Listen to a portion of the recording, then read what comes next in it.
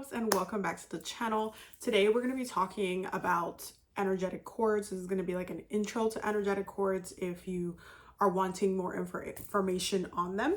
But before we get started, just a couple of announcements. So this month's workshop, the ceremony, is going to be a soul journey ceremony, which is going to be very powerful. It's going to be on the 30th. Tickets, the link will be down below. And as always, High Priest and High Priest Patreon members automatically have tickets. It's going to be a very powerful ceremony because we're going to be doing a lot of work. In the meditation, the tarot spread, everything's going to be very soul journey. So I'm really excited about it. There's also a new workbook coming out for it as well. So stay tuned for all of the updates. Also, for those who don't know, we are going to go to Egypt. We're going to Egypt. We're having a Egypt spiritual retreat in January. We're going to be having a full moon ceremony. There's going to be rituals. There's going to be prayers. There's going to be chanting. We're going to get to go to the temples, the pyramids, all of the things. It's going to be iconic and amazing. I already had 2 video updates for it, but I'm going to have it linked up here for those who are going to want the breakdown of what we're going to be doing. But I'm really excited and I can't wait to hold and share space with you guys as well. With that being said, we're going to jump into this video. It's going to be a quick video because you guys know I can you guys know I can talk a lot. But what are energetic cords? So energetic cords are cords that are so I want you to think of like a rope or like a twine or something. This is just like what I have on hand right now. Okay, you know what? I'm going to use my bracelet. That's what I'm going to do. So think of this as a cord, right? The way that cords are made and created are within moments. So especially when it comes to the Akashic records, when it comes to doing past life work, soul work, looking at your soul's journey, as your soul has experienced multiple lifetimes, the things that you have experienced, the issues, the trauma, the pain, the different things that you have experienced.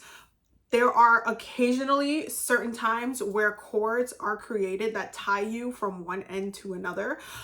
It could be to people, it could be to places, it could be for different particular reasons. So if you had, like, for example, a very traumatic death in a certain location or something like that, like you might have a karmic, like a past life cord attached to the land specifically. So it's not always to a person. I know, like, when it comes to energetic cords, a lot of people just see it as a person, right? Like they do, like, oh, I'm going to do a cord cutting, and it just turns into, oh, it's a person, right? We're trying to cut cords with a person. It's not always a person. Sometimes it's a place. And so and sometimes it's like the ocean, like there's also ancestral energetic cords. So sometimes, like, I know there's certain people that are afraid of like the ocean and traveling through the ocean, that like post-colonial and ancestral trauma. That's an energetic cord as well. There's ancestral trauma that can be like energetic cords that are still tied and running through the bloodline as well. So generation, like when it comes to energetic cords, it's not just one thing. It's energy that is tied to you, your spirit or your blood, presently throughout time. Like something happens that, you know, that thing is still tied. And sometimes, a lot of the times in the present moment where we're having these relationships and connections, the reason why people do like feel called to do cord cuttings is because we're connecting in present time as well, not just in the past, but also in present time. The relationships that we have, the friendships, the areas that impact us, we are presently connecting at the same time. So those areas have a big impact on our energy, and also like how we're tied to them, how we're bonded to them as well. So I want you guys to think of it as energetic cords as a little bit of a multi-dimensional concept, because it's not just one way. I don't want you to think of it as just, oh, I have a cord attached to this person. It's not just a person. It could be a place, it could be a thing, it could be a lot of different things. So you don't want to limit yourself to your perspective of what they can be. A couple of different types of cords that are very common. One are karmic cords. So karmic cords are cords that have been created from a karmic event or a traumatic event, something that bonded you to somebody else. It could have been an emotional moment. It could have been a betrayal. It could have been so many different. When it comes to the Akashic records, I don't have everybody's records open, so I can't be specific, but karmic cords are actively, they're tied to us from the past, from an event. It could have been an emotional moment. It could have been a moment where some sort of trauma happens, whether it's like mental abuse, emotional abuse, physical abuse. There could be like a karmic cord that's connected due to, you know, something not being done fairly as well. That's the other thing about karmic cords, is very Saturn energy, where it's like something needs to be corrected, something needs to be brought into balance, and so you're still tied to that thing or that person or that place in order to bring balance back in. So those are some of like the examples of karmic cords. The other types of cords are also blood tie cords. This is one that I don't see people talking about as often, but they're really potent and they do a lot of damage. Blood tie like cords are a little bit more complicated. An example of it can also be seen as ancestral cords as well, which is one of the other ones. One of the other examples is ancestral cords, where something is being passed down to you by blood, can be seen as a blood tie cord.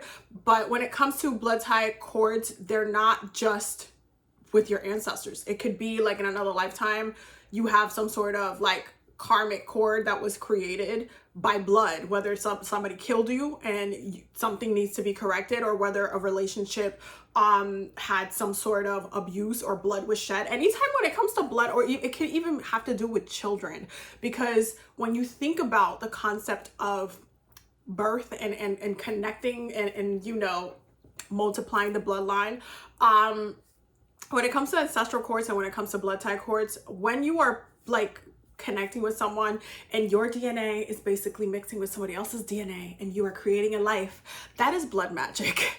And so that also can be, you know, it can create something, or can, you know, ultimately lead to, like, especially like, let's say in a past life or something happened where there was an assault and there was a life created from that assault, it can lead to a blood tie or some sort of karmic situation as well. It really depends on what happened, but it could be like a traumatic experience that's still attached energetically that needs to be released as well. But it could also be from somebody offing you in a lifetime, you offing somebody else. It can also be from actual blood magic, like a sacrifice being done, witchery being done, any type of like spiritual cords, like when it comes to like someone practicing and throwing at you, and then, you know, you now have this cord attached to them due to whatever happened, or like, let's say you were innocent in the matter and you didn't know what happened, but they were the one who did stuff against you.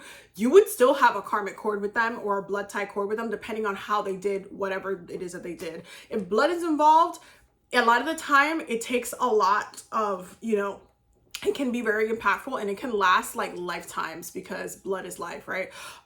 There's also, like, for the sake of not getting, you know, demonetized from YouTube, there is sensual cords. That's to say it pleasantly, but when you do the thing, you can also create cords, and because you are obviously connecting physically with someone, and when you are orgasming, you are, that is a very powerful like connection, but it can create cords as well.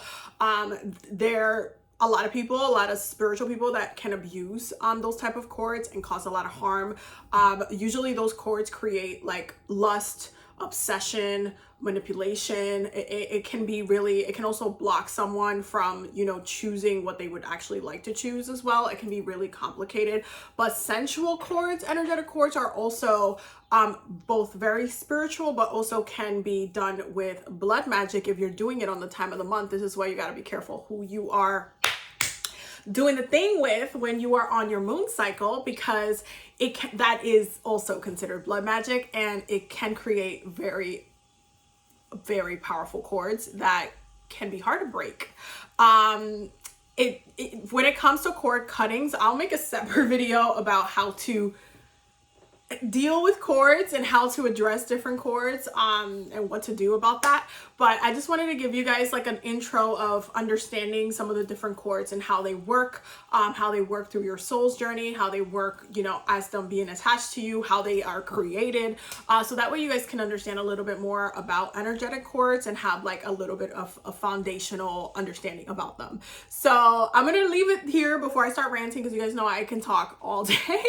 But I hope that you guys found this this video helpful. I hope that, you know, whoever needed to hear this video, this video was requested by a couple people and I was like, oh, okay, I gotta make it. So I hope that you guys found this video useful.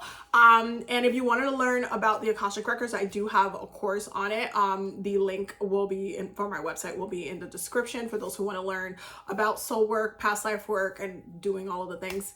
I do have a class on it as well. So I love you guys so much. I will definitely see you guys in the next video. Thank you guys for all the love and support. And don't forget to check out the Patreon down below.